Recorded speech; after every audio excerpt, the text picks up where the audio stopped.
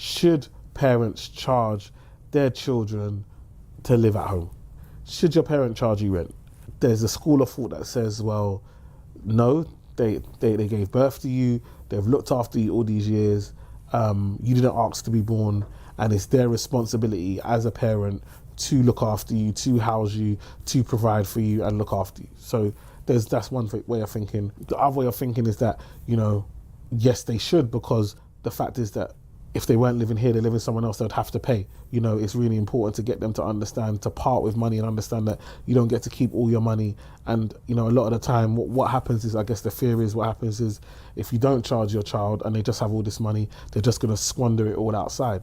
So I think that's another reason why a lot of parents will say, what, we should charge. And then kids will say, if you didn't charge me, I'll be able to save more. And, that's a valid argument. I'm in here, like, let me not pay so that I can save and, go and buy my own place or save that money to invest in my business or whatever the case may be.